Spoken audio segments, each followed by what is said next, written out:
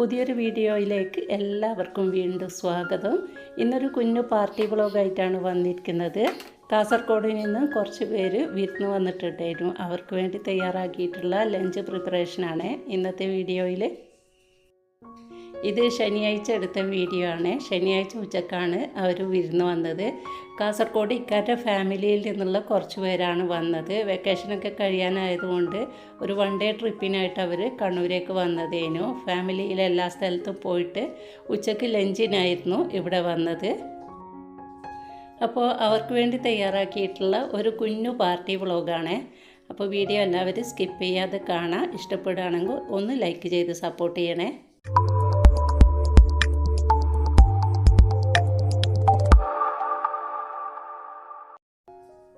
തലേ ദിവസം തന്നെ അവർ വരുന്ന കാര്യം വിളിച്ചു പറഞ്ഞിട്ടുണ്ടായിരുന്നു. അപ്പോൾ ശനിയാഴ്ച ഉച്ചക്കായിരുന്നു വന്നത്. വെള്ളിയാഴ്ച വൈകിട്ട് തന്നെ വിളിച്ചു പറഞ്ഞതുകൊണ്ട് ഞാൻ തലേ ദിവസം തന്നെ ഒരു പുഡിങ് തയ്യാറാക്കി വെക്കുകയാണ്.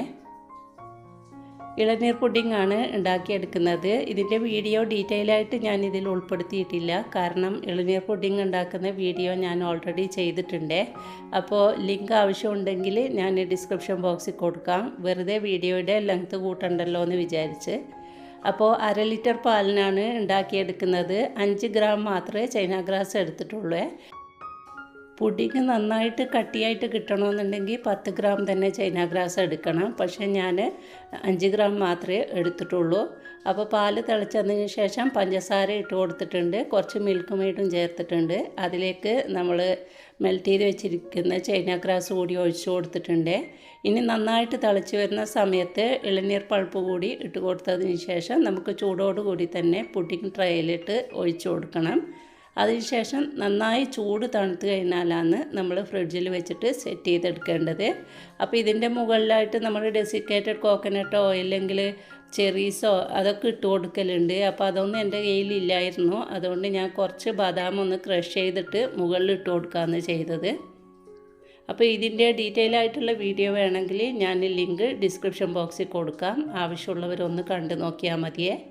അങ്ങനെ പിറ്റേന്ന് രാവിലെ ബ്രേക്ക്ഫാസ്റ്റും അതുപോലെ വീട്ടുജോലികളൊക്കെ കഴിഞ്ഞ ശേഷമാണ് ഞാൻ ഉച്ചക്കേക്കുള്ള പരിപാടി തുടങ്ങിയത്. ആദ്യം തന്നെ പാൽപ്പായസം ഉണ്ടാക്കിയെടുക്കുകയാണ്. പ്രഷർ കുക്കറിലാണ് ഉണ്ടാക്കിയെടുക്കുന്നത്. അപ്പോൾ പ്രഷർ കുക്കറിൽ പാൽപ്പായസം ഉണ്ടാക്കിയെടുക്കുമ്പോൾ പെട്ടെന്ന് തന്നെ നമുക്ക് ഉണ്ടാക്കിയെടുക്കാൻ പറ്റും. 1 ലിറ്റർ പാല് തിളച്ചതിന് ശേഷം ഞാൻ അതിലോട്ട് 1.5 ടേബിൾ സ്പൂൺ വരെ പഞ്ചസാര ഇട്ട് കൊടുത്തിട്ടുണ്ട്. 1.5 ടേബിൾ സ്പൂൺ എന്ന് ഉദ്ദേശിച്ചത് ഈ ഒരു സ്പൂണാണ് കേട്ടോ. അപ്പോൾ അതിന് ശേഷം കഴുകി വെച്ചിരിക്കുന്ന റൈസ് ഇട്ട് കൊടുത്തിട്ട് നന്നായിട്ടൊന്ന് തിളച്ച് വരുന്ന സമയത്ത് ഒരു പിഞ്ച് ഉപ്പ് കൂടി ചേർത്ത് കൊടുത്തതിന് ശേഷം ഫ്ലെയിം നന്നായിട്ട് കുറച്ചിട്ട് പ്രഷർ കുക്കർ അടച്ച് വെക്കണം. ഫ്ലെയിം നന്നായിട്ട് കുറക്കാൻ പറയുന്നത് ഈ പാല് തിളച്ചിട്ട് പൊങ്ങാൻ പാടില്ല, അതിന് വേണ്ടിയിട്ടാണ്. അപ്പോൾ ഇതുപോലെ ഒരു 25 മിനിറ്റെങ്കിലും നമ്മൾ ലോ ഫ്ലെയിമിലിട്ടിട്ട് വേവിച്ചെടുക്കണം.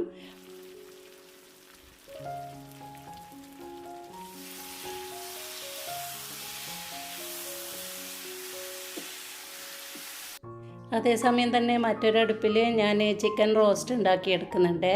ചിക്കൻ ഫ്രൈയും ബിരിയാണിയും ഉണ്ടാക്കിയെടുക്കാമെന്നു വിചാരിച്ചത്. പക്ഷേ ചിക്കൻ വാങ്ങിക്കുന്ന സമയത്ത് ചെറിയ ചെറിയ പീസായിട്ടായിരുന്നു കട്ട് ചെയ്തിട്ട് കിട്ടിയത്. അതുകൊണ്ട് തന്നെ ചിക്കൻ റോസ്റ്റ് ഉണ്ടാക്കിയെടുക്കാമെന്ന് വിചാരിച്ചേ. ഇതിൻ്റെയും ഡീറ്റെയിൽ ആയിട്ടുള്ള വീഡിയോ ഞാൻ ഇതിൽ ഉൾപ്പെടുത്തിയിട്ടില്ല. കാരണം ഓൾറെഡി ഞാൻ 2-3 തവണ ചിക്കൻ റോസ്റ്റ് ഉണ്ടാക്കിയെടുക്കുന്ന വീഡിയോ കാണിച്ചിട്ടുണ്ടേനു. ലിങ്ക് വേണമെന്നുണ്ടെങ്കിൽ ഞാൻ താഴെ കൊടുക്കാമേ. അപ്പോൾ ഇതിലോട്ട് ലാസ്റ്റ് നമ്മൾ കുറച്ച് മല്ലിയില കൂടി ചേർത്ത് കൊടുത്തിട്ട് നന്നായിട്ടൊന്ന് മിക്സ് ചെയ്ത് കൊടുത്തതിന് ശേഷം ഫ്ലെയിം ഓഫ് ചെയ്തിട്ട് മാറ്റി വെക്കാം. ഇനി നമുക്ക് ബിരിയാണിക്കുള്ള സവാളയും ഇഞ്ചി വെളുത്തുള്ളി പേസ്റ്റൊക്കെ തയ്യാറാക്കി എടുക്കണം.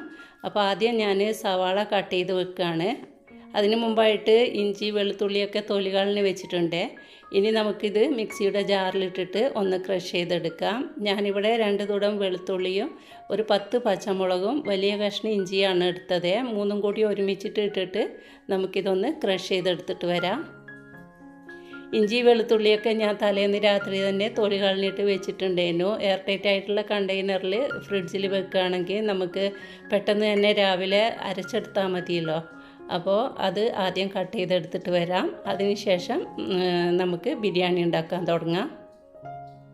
അപ്പോൾ നമ്മുടെ ഇഞ്ചി വെളുത്തുള്ളി പേസ്റ്റൊക്കെ തയ്യാറായിട്ടുണ്ട്. ഇനി നമുക്ക് ആദ്യം മസാല ഉണ്ടാക്കിയെടുക്കാം. ബീഫ് ബിരിയാണിയാണ് ഉണ്ടാക്കിയെടുക്കുന്നത്. ആദ്യം തന്നെ കുറച്ച് വെളിച്ചെണ്ണ ഒഴിച്ചു കൊടുത്തതിന് ശേഷം കറുവാപ്പട്ട, ഗ്രാമ്പു, ഏലക്കായ ഇതൊക്കെ ഇട്ട് കൊടുത്തിട്ട് നമ്മൾ കട്ട് ചെയ്ത് വെച്ചിരിക്കുന്ന സവാള കൂടി ഇട്ട് കൊടുത്തിട്ടുണ്ട്. സവാള പെട്ടെന്ന് വഴന്ന് കിട്ടാൻ വേണ്ടിയിട്ട് നമുക്ക് ആവശ്യത്തിനുള്ള ഉപ്പിട്ട് കൊടുക്കാം. അപ്പോൾ ആദ്യം ഞാൻ വിചാരിച്ചത് ചിക്കൻ മന്തിയോ കബ്സയോ ഉണ്ടാക്കിയെടുക്കാമെന്നേനു. പക്ഷേ മന്തിയും കബ്സയൊക്കെ ആകുമ്പോൾ എല്ലാവർക്കും ഇഷ്ടപ്പെടണമെന്നില്ല.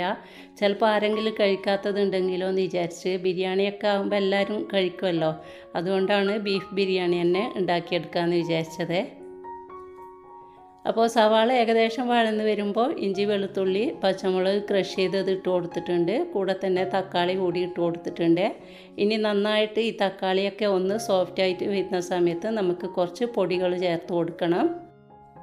പൊടികളായിട്ട് ചേർത്ത് കൊടുക്കുന്നത് 1 ടീസ്പൂൺ മല്ലിപ്പൊടി, 1/2 ടീസ്പൂൺ മഞ്ഞൾപ്പൊടി, 1/4 ടീസ്പൂൺ വരെ പെരിഞ്ജീരകം പൊടിച്ചതും 1 ടീസ്പൂൺ ബീഫ് മസാലയാണ് ചേർത്ത് കൊടുത്തത്. ഇനി പൊടികളുടെ പച്ചമണം മാറുന്നത് വരെ നന്നായിട്ടൊന്ന് മൂപ്പിച്ചെടുക്കുന്നുണ്ട്.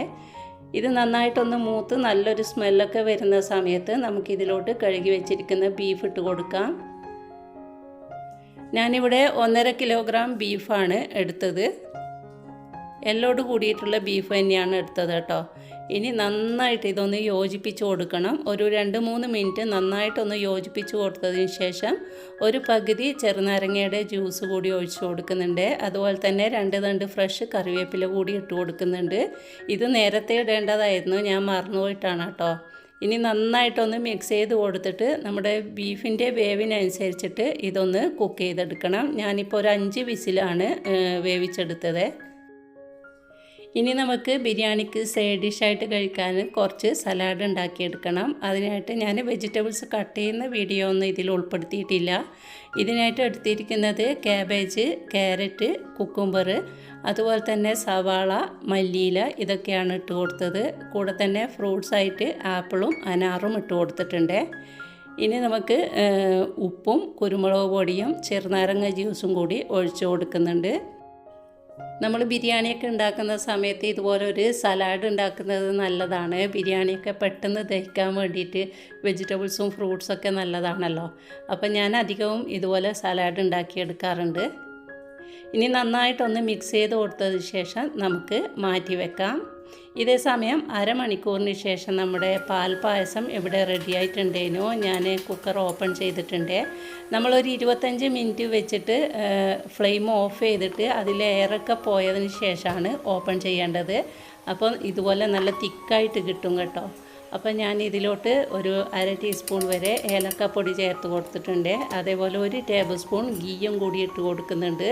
ഇതിൽ നമ്മൾ കാഷ്യൂ നട്ട്സും റൈസൻസും ഒന്നും ചേർക്കാറില്ല. ജസ്റ്റ് ഇതുപോലെ ഗീ ഇട്ട് കൊടുക്കുകയാണെങ്കിൽ കുറച്ചുകൂടി ടേസ്റ്റി ആയിരിക്കും. അപ്പോൾ പായസവും ഇവിടെ റെഡി ആയിട്ടുണ്ട്. ഇനി നമുക്കിത് അടച്ചിട്ട് മാറ്റി വെക്കാം. ഇനി ഞാൻ കുറച്ച് തൈര് തയ്യാറാക്കിയിട്ടുണ്ടേനു. ഇതിൽ സവാള, പച്ചമുളക്, മല്ലിയില, ഉപ്പ് ഇത് മാത്രമാണ് ചേർത്ത് കൊടുത്തത്. കുക്കുംബർ നമ്മൾ സലാഡിൽ ഇട്ടിട്ടുണ്ടല്ലോ, അതുകൊണ്ട് ഇതിൽ കുക്കുംബർ ചേർത്തിട്ടില്ല കേട്ടോ. അപ്പോൾ അതും മാറ്റി വെക്കാം. ഇനി നമുക്ക് ഗീ റൈസാണ് ഉണ്ടാക്കിയെടുക്കേണ്ടത്. ഗീ റൈസ് ഉണ്ടാക്കിയെടുക്കാൻ വേണ്ടിയിട്ട് ഒരു കടായി വെച്ച് കൊടുത്തിട്ടുണ്ട്. അതിലോട്ടൊരു 4 ടേബിൾ സ്പൂൺ വരെ വെളിച്ചെണ്ണ ഒഴിച്ച് കൊടുക്കുന്നുണ്ട്. ഞാൻ പാചകത്തിനായിട്ട് വെളിച്ചെണ്ണയാണ് ഉപയോഗിക്കുന്നത്. നിങ്ങൾക്ക് ഓയിൽ വേണമെങ്കിൽ അതും എടുക്കാം. ഇതിലോട്ടൊരു 2 ടേബിൾ സ്പൂണ് ഗീ കൂടി ഇട്ട് കൊടുത്തതിന് ശേഷം ഒരു പകുതി സവാള കട്ട് ചെയ്തിട്ട് ഇട്ട് കൊടുക്കുന്നുണ്ട്. ഇത് നമുക്ക് ബിരിയാണിയുടെ മുകളിലൊന്ന് ഗാർണിഷ് ചെയ്തെടുക്കാൻ വേണ്ടിയിട്ട് ഉള്ളി ഫ്രൈ ചെയ്തെടുക്കാനാണ്. ഇത് ഏകദേശം ഒരു ഗോൾഡൻ കളറായി വരുമ്പോൾ കുറച്ച് കാഷ്യൂ നട്ട്സും റൈസിൻസും കൂടി അതിലോട്ട് ഇട്ട് കൊടുത്തിട്ട് നന്നായിട്ട് ഫ്രൈ ആയിട്ട് വരുമ്പോൾ കോരി മാറ്റാം. ഇനി ഇതേ ഓയിലിലോട്ട് തന്നെ ഒരു പകുതി സവാള കൂടി ഇട്ട് കൊടുക്കുന്നുണ്ട്. സവാള ചെറുതായിട്ടൊന്ന് മൂത്ത് വരുന്ന സമയത്ത് ഒരു 2-3 ചെറിയ കഷ്ണം കറുവാപ്പട്ടയും 5 ഗ്രാമ്പു 3-4 ഏലക്കായ ഇതൊക്കെ ഇട്ട് കൊടുക്കുന്നുണ്ട്. ഇതിൻ്റെ കൂടെ തന്നെ നമുക്കൊരു 1/2 ടീസ്പൂൺ വരെ പെരിഞ്ജീരകം, അതായത് ഫെന്നൽ സീഡ് കൂടി ചേർത്ത് കൊടുക്കുന്നുണ്ട്. ഇതുപോലെ ഗീ റൈസ് ഉണ്ടാക്കിയെടുക്കുമ്പോൾ ബിരിയാണിക്ക് നല്ലൊരു ടേസ്റ്റ് ആയിരിക്കും. എല്ലാം കൂടി ഒന്ന് മൂത്ത് വരുന്ന സമയത്ത് നമുക്ക് ആവശ്യത്തിനുള്ള വെള്ളം ഒഴിച്ചു കൊടുക്കാം. 1 കപ്പ് അരിക്ക് 1.5 കപ്പ് വെള്ളമാണ് ഒഴിച്ചു കൊടുക്കുന്നത്. പാകത്തിനുള്ള ഉപ്പിട്ട് കൊടുത്തതിന് ശേഷം തിളച്ച് വരുന്ന സമയത്ത് നമുക്ക് കഴുകി വെച്ചിരിക്കുന്ന അരി ഇട്ട് കൊടുക്കണം.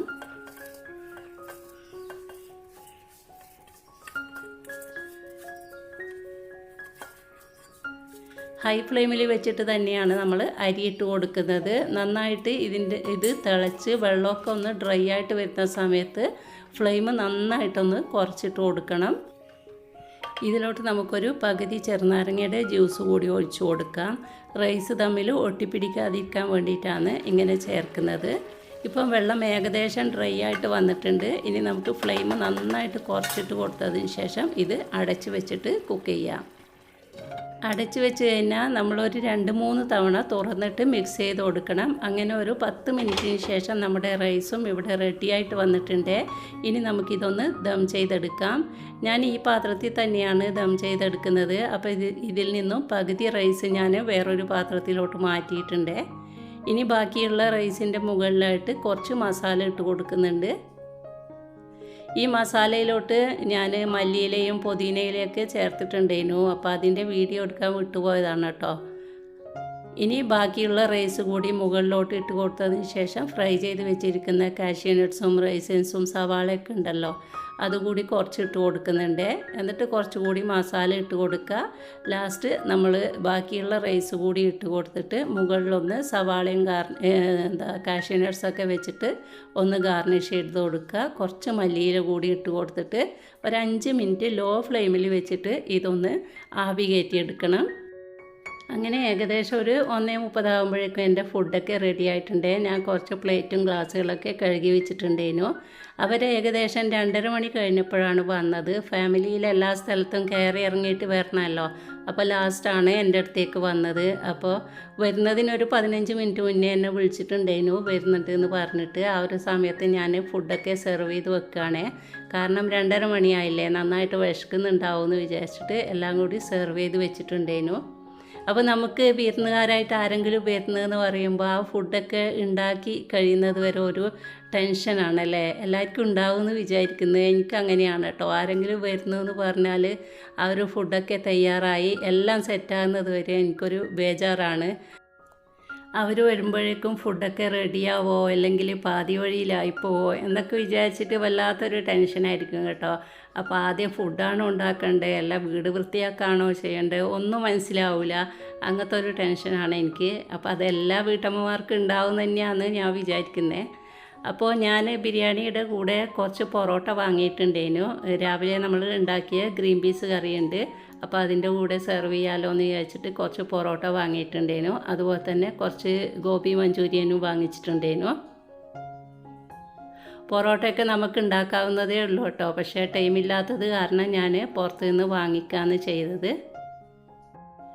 അപ്പോൾ ഈ ഒരു വീഡിയോ എടുക്കുന്ന സമയത്തേനു അവർ വന്നത്. അതുകൊണ്ട് തന്നെ അവർ വരുന്ന വീഡിയോ എനിക്ക് എടുക്കാൻ പറ്റിയിട്ടില്ല കേട്ടോ.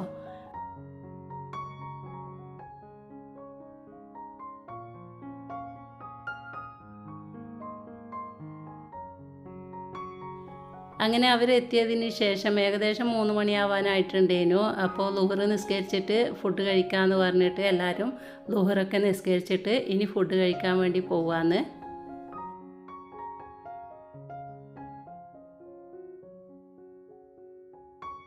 അങ്ങനെ ചോറ് കഴിച്ചതിന് ശേഷം നമ്മുടെ പാൽപ്പായസവും പുഡിങ്ങൊക്കെ സെർവ് ചെയ്തു. അപ്പോൾ മാഷാ അല്ലാഹ് എല്ലാവർക്കും ഫുഡൊക്കെ നന്നായിട്ട് ഇഷ്ടപ്പെട്ടു. എല്ലാവരും ഹാപ്പിയാണ്, അതുപോലെ ഞാനും ഹാപ്പിയാണ്. അപ്പോൾ അസ്ർ നിസ്കാരമൊക്കെ കഴിഞ്ഞതിന് ശേഷമാണ് അവർ തിരിച്ചു പോയത്.